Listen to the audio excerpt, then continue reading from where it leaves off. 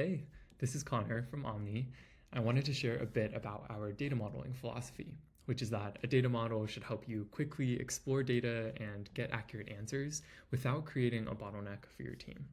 So we've designed Omni to have this flexible and layered approach with workbooks that let you query data and build dashboards and reports, a shared model or a semantic layer that serves as the starting point for those workbooks, but lets people explore freely from there, and then your schema layer, which has your raw data and any transformed tables from dbt.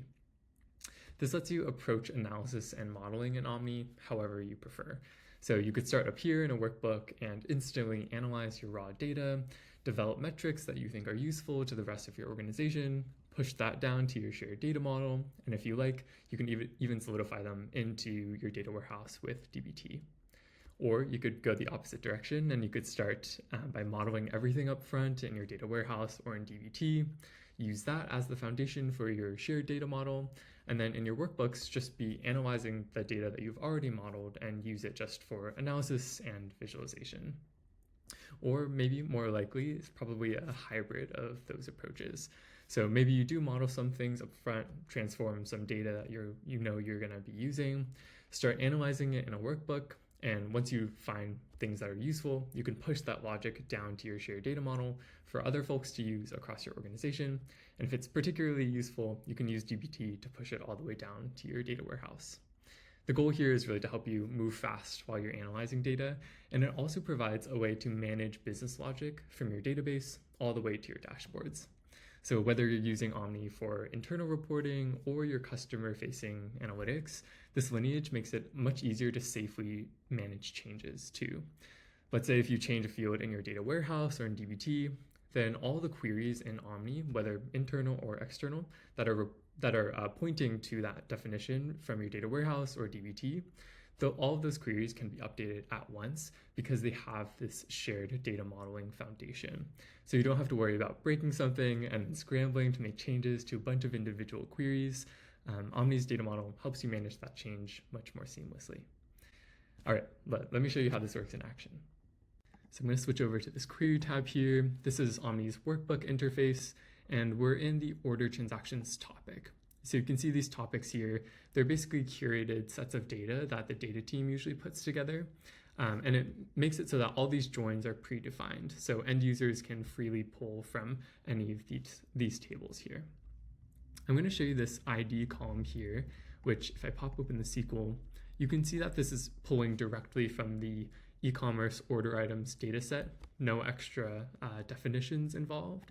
But if I grab a different field like this months since user's first order, you'll see that this is actually a calculated field of this first order date and this e-commerce order items created at date.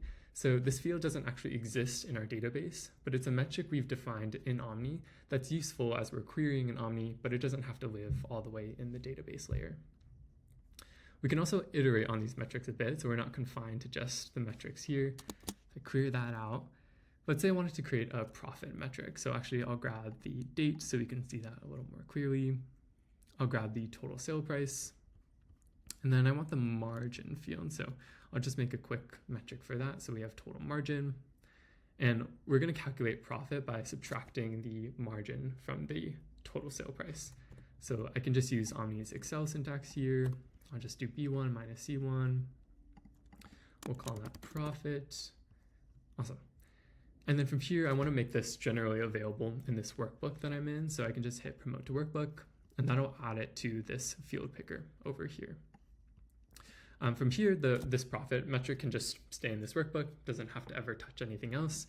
But if we find that it's useful for other people to access, I can go ahead and click in here and hit promote. And what that's going to do is make it so that other people in other workbooks can access this metric as well. So if I jump into a new workbook, say I'm in creating a new workbook, I'll go order transactions, and there's that profit field. So now other people have access to that profit metric, even though I created it in a separate workbook.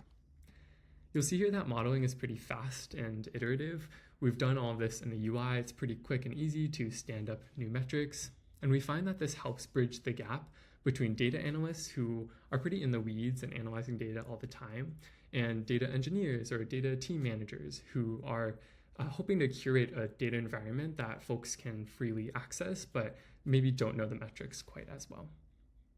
For more complex development, though, we can also jump into the IDE. So let me show you what this profit metric looks like in the back end.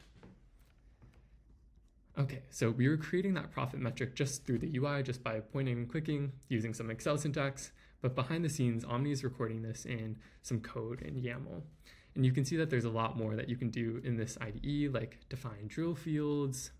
If I scroll up here, there's some links. So this user ID field will link out to this user lookup dashboard so that you could get more granular details on a particular user. You can also use this shared model to define access grants, so you can control what access or what data is visible to which users. If I pop into this model file, you see that we have these access grants defined, like can see PII, which determines if someone should be allowed to see certain fields or not. And if I jump into this users view, we can see that these fields, first name and last name, require the can see PII access grant to be true. With this shared model, we have this kind of central repository where all the queries in Omni stem from. And because of that, it makes it much easier to manage changes across the data stack. So let's say you change the name of a field from sales to revenue, and you want to update all the queries in Omni that point to that field so that they don't break once you rename it in your database. Let me walk you through at a high level what that process might look like. So first I might enter a branch. I already have my test branch here, so I'll just go ahead and enter it. And from here, the first thing I'll do is refresh the schema. So this is going to bring in changes from my schema layer, that database layer, up to Omni's shared data model. I won't do that here since we have a lot of data, so it might take a second, but that'll bring in new changes to Omni's shared data model. Then from here, I could go to the content validator. This is sort of like a find and replace along all of the queries that you have in Omni. So I could just look up a field like e-commerce, order items, sale price, specify that's a view. I want to look across the instance. Oops. Let me type that one more time. Sale price, that's a field, yep. Give that a second to find things. Okay, so we see a few queries that use that field. And what I can do here is just hit replace. And then again, this is just like a find and replace. So I could just say ecom order items dot revenue. And then I just hit replace here. I could check the content that I know uses this field, make sure it's all still working. And then once that is done, I could go ahead and merge this branch here. So it makes it really easy to manage these changes from start to finish just in Omni, and we try to make that automatic so that it feels more seamless in your development workflow. The final thing I wanted to point out is our DBT integration. So you might have seen in our, when I was poking around in this model file, let me grab that order items view. We pull in some metadata so that you can see the description of your view. If we scroll down, we also have the full definition here. But if you want to get a little more granular, you can go to this DBT IDE tab and see much more metadata that we're pulling from your DBT instance. You can look at specific models. So let's say I pop open that order items model here. And then if you wanted to go further, you can actually open this in an Omni workbook. So this is going to run. It's going to take a second since it's dropping down to DBT. But you can see the full definition of your DBT model here, including refs. And let's say I wanted to make some changes. So here we have this uppercase status. I can just call this lower. I'll just rename that. So I'm just making a quick change. And I can push this back down to my DBT repo. So I'll just call this change to lowercase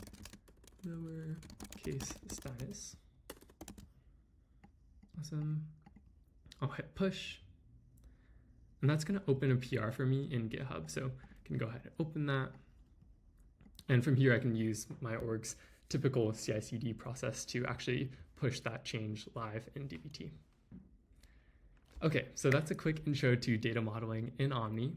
Our goal is that wherever you put your business logic, whether that's in Omni, in DBT, your data warehouse, or some combination of all of them, having a data model as a backbone gives you a seamless process to ensure that your reports don't break And it also makes it easier to create a single source of truth across your organization.